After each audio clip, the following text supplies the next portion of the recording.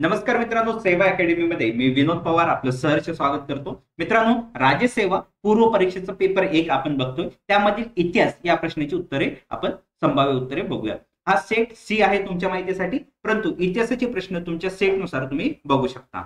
पहिला प्रश्न काय की 11 एप्रिल 1942 रोजी काँग्रेस वर्किंग कमिटीने रिकामी जागा नाकारण्यासाठी ठराव पारित केला. काय नाकारण्यासाठी ठराव पारित केला होता? तर क्रिप्सचा प्रस्ताव. का नाकारला होता? या प्रस्तावात काय होतं? वसाहतीचे स्वराज्य म्हणजे डोमिनियन स्टेटस आणि युद्धानंतर घटना समितीची स्थापना करण्यासाठी तरतूद होती. मात्र काय नव्हतं? पूर्ण स्वातंत्र्याची मागणी पूर्ण न झाल्याने आणि पाकिस्तानाच्या निर्मितीचा अप्रत्यक्ष मान्यता मिळत असल्यामुळे काँग्रेसने 11 एप्रिल 1942 ला काय क्रिप्स प्रस्ताव हा काय केला? नाकारला.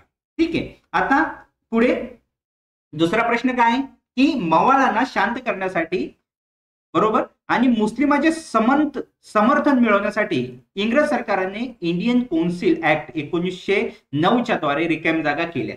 काय केलेल्या आहेत? तर त्या मोर्ले मिंटो सुधारणा. का? कारण या मोर्ले मिंटो सुधारणा कायद्याद्वारे मुस्लिमांना काय झालं? स्वतंत्र मतदारसंघ मिळाला. बरोबर आहे. तसंच त्यामुळे मवाळांना नाराजी पण स्वीकारावी लागली आणि मुस्लिमांचे समर्थन मिळवण्यासाठी ब्रिटिशांनी फोडा आणि राज्य करा किंवा झोडा ही नीती इथे वापरल्याची आपल्याला दिसून येते. म्हणून पर्याय क्रमांक 1. आता पुढचा प्रश्न. सुधारकांना आपले आई वडील, पत्नी, मुली आणि देशबांधव अशा सर्व निकटवर्तीयाचा विशेष विरोध पत्करून जगण्याचा प्रवास करावा लागतो हे सांगणारे वामनराव माधवराव कोल्हटकर हे समाज सुधारक रिकामी जागा येथील होते. तर ते कुठले होते? विदर्भातील होते. कोल्हटकर हे विदर्भातील, स्पेसिफिक बोलायचं नागपूर येथील एक प्रमुख समाज सुधारक होते. त्यांनी विदर्भात विधवा पुनर्विवाहाला चालना देण्याचं महत्वाचं काम केलेलं आहे. आता पुढे मुघलकालीन न्यायव्यवस्थेतील शिक्षा आणि शिक्षेचे स्वरूप याच्या अचूक जोड्या जुळवायच्या. शिक्षा दिलेली आहे आणि शिक्षेचं स्वरूप दिलेलं आहे. आपल्याला याच्या जोड्या जुळवायच्या आहेत. बघा, पहिली शिक्षा हद्द. आता थोडक्यात हद्द ही काय? एखादी हद्द पार केली तर हातपाय तोडणे किंवा मृत्यूदंड याचा समावेश होतो. म्हणजेच हातपाय तोडणे किंवा मृत्यूदंड म्हणजे पर्याय क्रमांक 4. त्याच्यानंतर ताजीर म्हणजे ताकीद देणे किंवा हद्दपार, तडीपार करणे. ताजीर म्हणजे ताकीद देणे किंवा समज किंवा हद्दपार, तडीपार मी म्हणलो. बरोबर आहे. पर्याय क्रमांक 3. त्याच्यानंतर किस्सास म्हणजे जशास तसे, टीट फॉर टॅट, जशास तसे. आता तशहीर राहिलेलं काय? मानहान किंवा धिंड काढणे. म्हणून पर्याय क्रमांक 4 कुठे आहे? पहिल्यांदा इथेच आहे. म्हणून पर्याय क्रमांक काय? 3 हे योग्य उत्तर राहील. ठीक आहे. आता पुढे बॅरिस्टर चित्तरंजन दास यांनी 1917 मध्ये केलेल्या 4 प्रसिद्ध भाषणांना एकत्र करून खालीलपैकी कोणते पुस्तक प्रसिद्ध करण्यात आले? तर कुठलं पुस्तक प्रसिद्ध करण्यात आलं? इंडिया फॉर इंडिपेंडन्स म्हणजेच पर्याय क्रमांक 2. ठीक आहे. म्हणजे पर्याय क्रमांक 2 इथे वर्क करत नाहीये. लक्षात आलं? पर्याय क्रमांक 2 हे मला म्हणायचं आहे. ठीक आहे. आता बघा, देशबंधू म्हणून कोणाला ओळखलं जातं? चित्तरंजन दास यांनी जी काही राजकीय भाषणे दिली होती त्यांचं संकलन करून इंडिया फॉर इंडिपेंडन्स नावाचे पुस्तक प्रकाशित करण्यात आलेले आहे. त्याच्यानंतर हैदराबाद संस्थान विलिनीकरणात मार्गदर्शक म्हणून भूमिका बजावणारे लेफ्टनंट जनरल कोण होते? तर ते आहेत लेफ्टनंट जनरल श्री नागेश. म्हणजे पर्याय क्रमांक 3. बघा, ऑपरेशन पोलो म्हणजे हैदराबाद मुक्ती संग्रामासाठी ऑपरेशन पोलो, लष्करी कारवाईला ऑपरेशन पोलो म्हटले जाईल. बरोबर आहे. त्यावेळी लेफ्टनंट जनरल श्री नागेश यांनी पश्चिम कमांडचे नेतृत्व केले होते. पण लक्षात ठेवा, प्रत्यक्ष जे काही लष्करी कारवाई झाली होती त्याचे नेतृत्व मेजर जनरल चौधरी यांनी केले होते आणि ते southern command lieutenant general EN Goddard यांच्या अखत्यारीत होते. हे पण लक्षात असू द्या. इथे ऑप्शन मी पर्याय क्रमांक 3 निवडतोय. ठीक आहे. पुढे मुघल बादशाह अकबरने 1954 साली खान ए खानान ही पदवी कोणाला दिली? तर खान ए खानान ही पदवी अब्दुल रजीम म्हणजेच पर्याय क्रमांक किती येलो 3 यांना दिलेली आहे. कारण अब्दुल रजीम यांना गुजरातची जी काही यशस्वी मोहीम त्यांनी केली, या मोहिमेनंतर अकबरने त्यांना खान ए खानान म्हणजे खानाचा खान ही पदवी मानद पदवी बहाल केलेली होती. आता पुढचा प्रश्न 8वा काय आहे की सन 1977 मध्ये भरलेल्या महान दिल्ली दरबाराचे वर्णन भारतीय संसद मधून कोणी केले? तर ते वर्णन गवा जोशी यांना आपण काय म्हणतो सार्वजनिक काका यांनी केले होते. ते स्वदेशी खादी वेशामध्ये या दरबाराला उपस्थित राहिले होते आणि त्यांनी या दरबाराचे वर्णन भारतीय संसद अँड इंडियन पार्लमेंट असे केलेले होते. त्याच्यानंतर दिवाण ए आमिर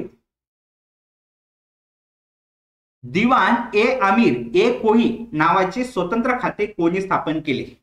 तर हे खाते स्थापन केलं होतं मोहम्मद बिन तुगलक. मोहम्मद बिन तुगलक म्हणजे पर्याय क्रमांक 2 हे योग्य उत्तर आहे. काय की मोहम्मद बिन तुगलक याने कृषी व्यवस्थेत सुधारणा करण्यासाठी दिवाण ए आमिर ए कोही नावाचे स्वतंत्र याला काय म्हणता येईल आपल्याला कृषी खाते स्थापन केले होते. त्याच्यानंतर जातीभेद विवेकसार हे पुस्तक यांनी लिहिले, रिकाम्या जागा यांनी लिहिले. तर जातीभेद विवेकसार हे पुस्तक तुकाराम तात्या पडवळ म्हणजे पर्याय क्रमांक काय 2 यांनी लिहिलेलं आहे. जातीभेद विवेकसार या ग्रंथातून त्यांनी जातीय विषमतेवर आणि ब्राह्मणी वर्चस्वावर परखड टीका केलेली आहे. कोणी? तुकाराम तात्या पडवळ म्हणजे पर्याय क्रमांक 2. त्याच्यानंतर पंचशील तत्वाचा पुरस्कार प्रथम भारत व चीन या देशांनी केला, तेव्हा भारताचे पंतप्रधान व चीनचे पंतप्रधान कोण होते? आता ऑब्विसली तुम्हाला तर माहिती आहे पंडित जवाहरलाल नेहरू. ओके, पंडित जवाहरलाल नेहरू होते. आणि हा करार केव्हा झाला हा पण महत्वाचा आहे. 19/4 म्हणजे एप्रिल 1954 ही डेट लक्षात असू द्या रोजी झालेला आहे. भारत आणि चीन यांच्या दरम्यान झाला. या करारावर भारताचे पंतप्रधान पंडित जवाहरलाल नेहरू आणि चीनचे पहिले प्रीमियर त्याला काय म्हणता येईल आपल्या भाषेत पंतप्रधान चाऊ ए लाय यांनी सह्या केलेल्या आहेत. म्हणजे कुठे आता चाऊ ए लाय म्हणजे पर्याय क्रमांक 1 म्हणजे इथं पर्याय क्रमांक 4 हा आपल्याला ऑप्शन निवडावा लागेल. आता पुढे विधवा वपन अनाचार विधवा वपन अनाचार हे पुस्तक रिकाम्या जागा यांनी लिहिले. हे पुस्तक कोणी लिहिले? व्यंकट रंगो कट्टी म्हणजे पर्याय क्रमांक काहीतरी टेक्निकल इश्यू आहे. पर्याय क्रमांक 1 इथे ठीक आहे. पर्याय क्रमांक 1 विधवा वपन अनाचारी या पुस्तकातून त्यांनी विधवाच्या केशव वपनाला म्हणजेच टक्कल करण्याला ही जी काही अमानुष प्रथा होती या प्रथेवर त्यांनी प्रखर टीका कोणी केली? व्यंकट रंगो कट्टी यांनी. ठीक आहे.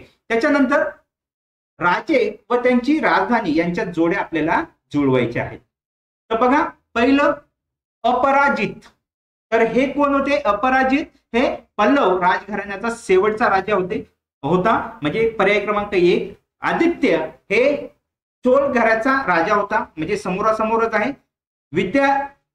विजयालय हा चोळ घराण्याचा संस्थापक मानला जातो म्हणजे समोरच आहे. आणि भोज हा राहिलेलेच एकच ऑप्शन. ठीक आहे. म्हणजेच पर्याय क्रमांक जशाच तसे म्हणजे अ ब क ड कुठे आहेत? पर्याय क्रमांक 2 मध्ये आहेत का? बरोबर. ठीक आहे. म्हणून पर्याय क्रमांक 2. ठीक आहे. आता पुढे खालीलपैकी कृष्णदेवराय यांच्याशी संबंधित योग्य विधान कोणती? ठीक आहे. तर यांच्याशी संबंधित कुठले योग्य विधान आहेत ते ओळखायचं आहे. बघा आता पहिलं विधान काय आहे? पहिलं विधान आहे विजयनगरच्या साम्राज्याचा सत्ताधीश कृष्णदेवराय याने अमुक्त मालदा हा काव्य ग्रंथ लिहिला. बरोबर. आंध्रा भोज अभिनव भोज असे या राजास संबोधले जात असे. बरोबर. पेन्ना व महान तेलुगू कवी कृष्णदेवरायच्या दरबारात होता. बरोबर. कृष्णदेवराय हा संगम राजघराण्याचा राजा होता. संगम नाही तर हा कुठला तुलुक राजघराण्याचा राजा होता, संगम राजघराण्यातील तो नव्हता. म्हणून पर्याय क्रमांक अ ब क कुठे आहेत? पर्याय क्रमांक 3 मध्ये. बरोबर आहे. ठीक आहे. आता पुढे रिकामी जागा या समाजाने सदस्य होण्यासाठी व्यक्तीला ख्रिश्चनांनी बनवलेले पाव आणि मुस्लिमाच्या हातातील पाणी पिणे बंधनकारक होते. तर कुठल्या समाजाला? इथं हा प्रत्यक्ष निवडता येणार नाही. याच्यासाठी आपल्याला परमहंस मंडळी या गुप्त संघटने एक होती, ती जातीभेद नष्ट करण्यावर भर देत होती आणि त्यांनीच पुढाकार घेऊन किती 1867 साली परमहंस मंडळीच्या अनेक सदस्यांनी पुढाकार घेतला आणि त्यांनी कुठल्या समाजाची स्थापना केली? प्रार्थना समाजाची. आणि हे ऑप्शन इथे आपल्याला निवडावा लागेल. ठीक आहे. आता पुढे आणि याच्या माध्यमातून काय केलं त्यांनी? जातीभेद नष्ट करण्यावर म्हणजे भर दिला. जनगणनेनुसार हा भूगोलच्या संबंधित प्रश्न आहेत. आता भूगोलच्या संबंधित प्रश्न नेक्स्ट पार्ट मध्ये राहील. यामध्ये तुम्हाला काही करेक्शन तुमच्या वाचनामध्ये आलं असेल तर कमेंट करा, तसं सांगा. मी ही संभाव्य आन्सर की सांगितलेली आहे, संभाव्य उत्तर सांगितलेले आहे. याच्यामध्ये तुमच्या वाचनात असेल तर तुम्ही यामध्ये दुरुस्ती सुचवू शकता. व्हिडिओ आवडला असेल तर लाईक करा, आपल्या मित्रांसोबत शेअर करा आणि लवकरच भेटूयात पार्ट 2 मध्ये.